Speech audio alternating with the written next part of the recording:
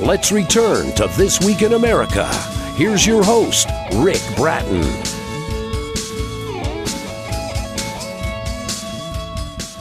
Welcome back, everybody. Coast to Coast, This Week in America. Looking Ahead, A Personal Theology of Hope by Charles Lee Holland, Jr. considers Christianity in our time as it confronts the crisis of the relevance of the church and the challenge facing biblical theology. The reflections and observations are autobiographical in nature because they mirror the personal perspective of Charles, who for 65 years has sought to communicate the Christian faith with intellectual and spiritual integrity. Dr. Charles L. Holland, Jr. is a retired Methodist minister, active in interim pastorates, Bible teaching seminars, classes, and group studies. In addition, he continues his ministry of interpretive writing of books, articles, and sermons. He's a graduate of Mercer University, the Southern Baptist Theological Seminary, and Columbia Theological Seminary. He was awarded the Doctor of Divinity from Mercer University and the Doctor of Law from Atlanta Law School. He's published several books, including Christianity for Tomorrow and Think on These Things. He served as a pastor, churches in Georgia, Tennessee, Kentucky, Tennessee, and Washington, D.C. In addition, he served as an adjunct professor in several seminaries and universities. Dr. Holland is married to Jeanette Crowder Holland, his lifelong partner in ministry and a retired school teacher. The Hollands make their home in Fort Worth, Texas. Dr. Charles Lee Holland, Jr., author of Looking Ahead, A Personal Theology of Hope, is our guest on This Week in America. Dr. Holland, welcome to the program. It's great to have you with us. Well, thank you. I'm looking forward to it, and it's an exciting time. Well, it is an exciting time, and I've been looking forward to our conversation here as well. And let's start off. The book title is Looking Ahead, A Personal Theology of Hope. Talk about the inspiration for writing this book. Well, through many years of teaching and then serving churches as well, these are the issues that most often have been asked me and discussed with me. So always I've had an interest in putting it in concrete form. But the real secret came about 3 years ago when my wife said to me one night, "You're going to die and leave, and your grandchildren will really have no way of knowing exactly where your theological perceptions are. Write it for them." That prompted me to set about writing the book, and I did that as a result primarily of the motivation of my wife's counsel. You know, that's interesting. I said she has been partners with you. That's obviously the case in life and in the writing of the book. The book is Looking Ahead, A Personal Theology of Hope. Let's talk about the title, and I'll ask you several questions here. The title is Personal Theology of Hope. Talk about the meaning of that, and when you think about it, why is theology ever personal? We sometimes think of this as sort of a collective response in the Christian faith. Why the title? What does this mean? Sometimes these days you hear the phrase group think. Yes. I like to also think about the possibility of group faith as well. The great statements of creed that most Christian churches adhere to are usually recited by congregants on Sundays and other important occasions. And sometimes I have the feeling that it is said without really thinking about what is being said. I call that group faith. One of the important things, I think, is to have personal faith, which means you appropriate the truth that is recited, and then you assimilate it into your very being until it becomes an expression in your life rather than just a statement of your lips. That's what I mean by personal theology of hope. That's such an important message because what you say is so true. Sometimes we go through the motions as a group rather than any personal reflection. And the book addresses that, Looking Ahead, A Personal Theology of Hope. The author is Dr. Charles Lee Holland, Jr. You'll find the book at pageturner.us in the bookstore. I'll give you a list of the outlets where you can buy the book as we go through the interview. Let's talk about society, the society we live in today. What societal factors exist that make a discussion of one's personal theology, make it relevant and possibly even important today? Well, I don't want this to sound academic, but there are two words that come to the forefront immediately: materialism and secularism. When people have all they want, and sometimes all they desire as well, the ideas of spiritual important things sometimes slips into the background.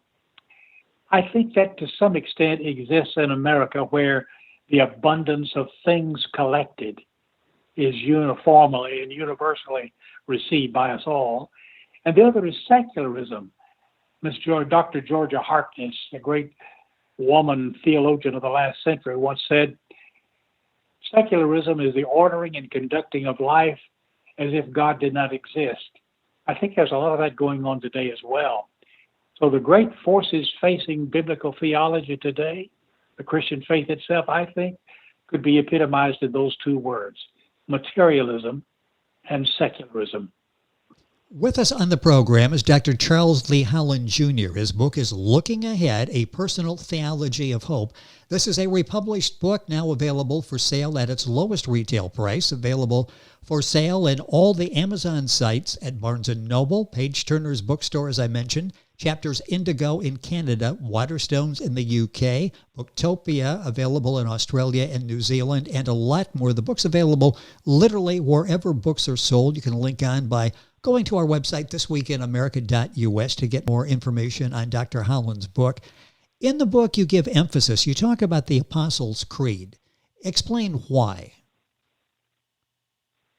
For 2,000 years, the Apostles' Creed as such has been the recited formula of what Christians believe.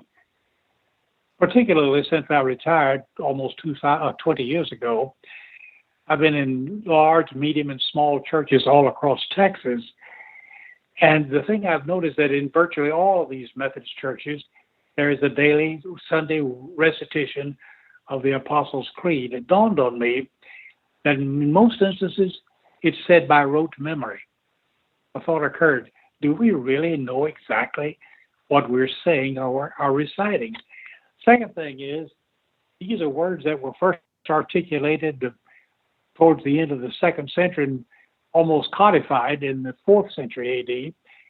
What about 2020?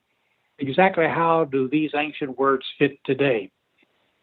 So the Apostles' Creed came as central focus for my mind. How do I take the truth of the Apostles' Creed and enable it to have powerful significance for the age of which we are a part today? Once again, I say what becomes words suddenly becomes much more than that when you read Dr. Holland's book, Looking Ahead, A Personal Theology of Hope. We talk a lot about Christianity, and we talk about the Constitution almost in the same way. Christianity, theology, should that be viewed as fixed, transient, or evolving? It's sort of a question we all have. How do we view this? I find the word truth to be important here. Truth.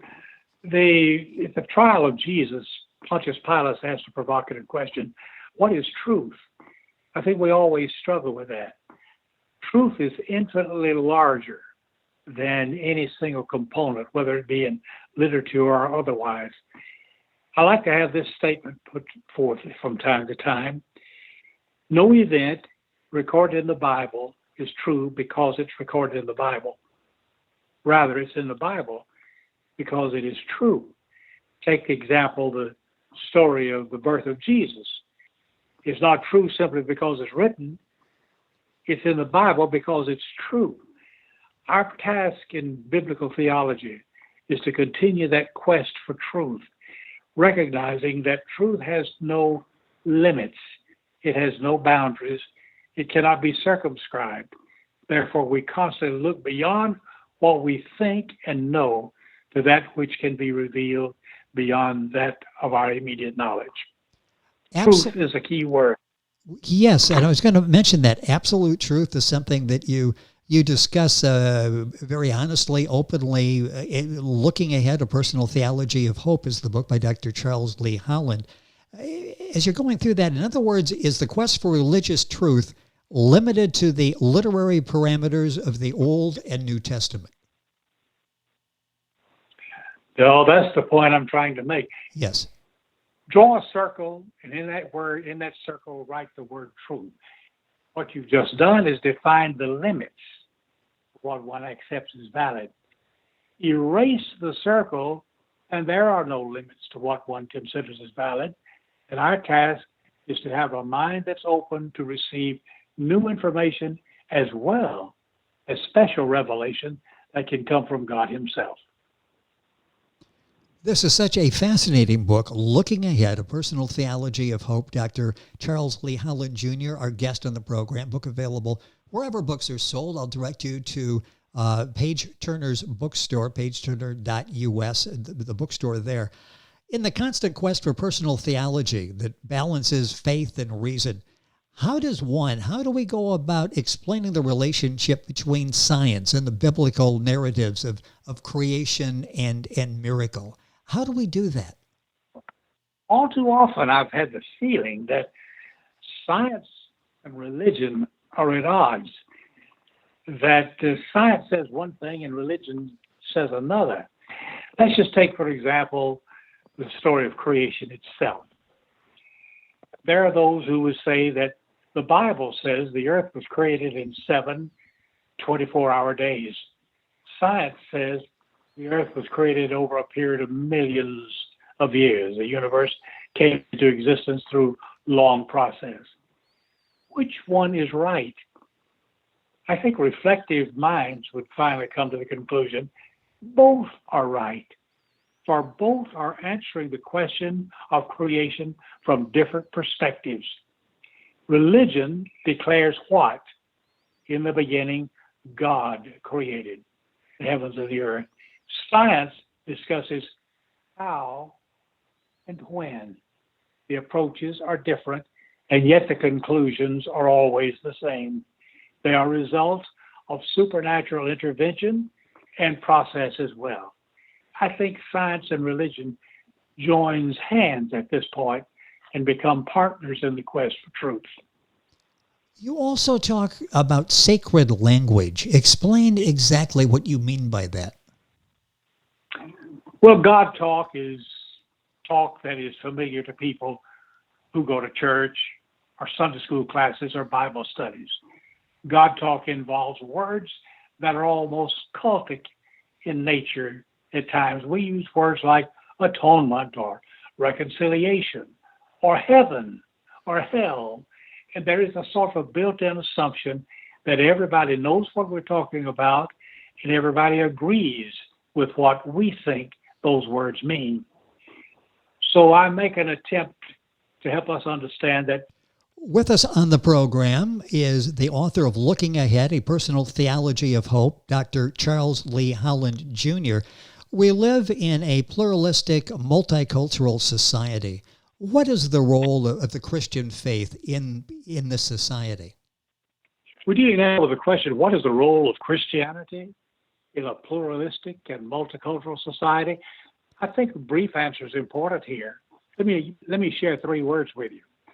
Constance, stability, and permanence in a changing flux and flow era of which we're a part. There is that in Christian faith which says God is, God always has been, God will be. You can bet your life on that. And this is something that I think Christian faith provides a changing world in which we find ourselves and gives stability to those who are looking for it. Example, when I remember now, I'm an older man. When I was very young in my first class in science, I was taught those many years ago that the molecule, then in 1945, atom was the building block of the universe. Oh, yes. A lot of change took place. And that's what I mean by the words constance, stability, permanence. That's what Christianity provides. With us on the program is Dr. Charles Lee Holland Jr., author of Looking Ahead, A Personal Theology of Hope. Based on that, there are some people today that wonder if the church is even relevant today. How would you address that? The church is relevant so long as the gospel of Jesus Christ is proclaimed as it was taught by Jesus and set forth by the early apostles. Remaining faithful in that regard is the important thing. And if I may press this further by saying there are certain components of the Christian guarantee the relevance and continued importance of the church. Those three words are very simple: witness and service, and I'll give you witness and service, and also general devotion to God. These three things are very important: witness, service, and devotion to God. As long as this church is valuable and relevant and related to society. Boy, time is going by way so quickly. It's been a fascinating conversation with Dr. Charles Lee Holland, Jr., author of Looking Ahead, A Personal Theology of Hope. What are some of the means by which the church remains I'll call it a redemptive force in the present socio-political climate of contemporary society? If you would just address that briefly, because this is something, again, that's on the minds of so many people. More time. Yeah, what are the means by which the church remains a redemptive force in the present socio-political climate of this contemporary society? Well, like all your, that's very, very good. The important thing I think at this is that it remains personal. We can't have the important thing I like to leave everybody, get back to the idea of groupthink and faith think. It must remain personal. Faith of our fathers is not our faith. Jesus once said to a man named Nicodemus, "You must be born again." The religion of Moses was good for him, but what about you? You must be born again. So seeing to it that this is the part that maintains the emphasis of the church will see to it that it has not only for now, but for all time to come as well. Well, I wish this is a program that could go on for hours rather than minutes, but I'm going to close with this. We don't have a lot of time, sort of probably unfair to ask, but to what extent does the traditional expectation of the church regarding eternal life, the hope of heaven, serve to sustain and encourage the Christian believer? To me, it's a very important question, maybe the ultimately important question of today. For those of us who live in a day where one wonders if there's anything beyond this day, there's despair, hopelessness, and helplessness. The recognition that life moves toward an end can be a very devastating experience. But if one can realize that life is, and that death does not mean finish, it means beginning, then the whole attitude is changed. It's called the blessed hope by Paul in the New Testament. And that is what sustained people during slavery, during persecution, during tribulation, during enslavement. And that is what is going to help the church survive in these days of unparalleled testing into which we're going even now. God will see us through, not only for this day, but for that eternal day as well. It's such an important book, Looking Ahead, A Personal Theology of Hope, written by Dr. Charles Lee Holland, Jr., our guest on the program, a republished book now available for sale at its lowest retail price. Available for sale, as I mentioned, all the Amazon sites, Barnes & Noble, Page Turner's Bookstore, Chapters Indigo in Canada, Waterstones in the UK, Booktopia in Australia, New Zealand, and a lot more. Also available for sale in ebook, paperback, hardcover. You'll find all of that information when you go to pageturner.us in the bookstore or any of the outlets I mentioned. Link on directly by going to our website, thisweekinamerica.us.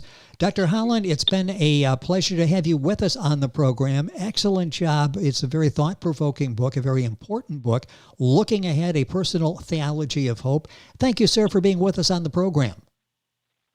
Thank you for the invitation. I enjoyed every moment. It was a delight having you on the program. Looking Ahead, A Personal Theology of Hope. Our guest, Dr. Charles Lee Holland, Jr. Information, of course, on our website, thisweekinamerica.us. And we're back on today's program after these messages. This Week in America is online. You can visit our website, thisweekinamerica.us. Scott Pinkerton, Associate Producer of This Week in America. Jay Anderson, Segment Producer. Ben Watson, Webmaster. Otto Bechet, Director of Engineering and TV Production. This Week in America produced and is a trademark of Blue Funk Broadcasting, LLC. For information on all of our guests and to listen to this week's show, our website again at thisweekinamerica.us. And I'm Sean Bratton, Executive Producer of This Week in America.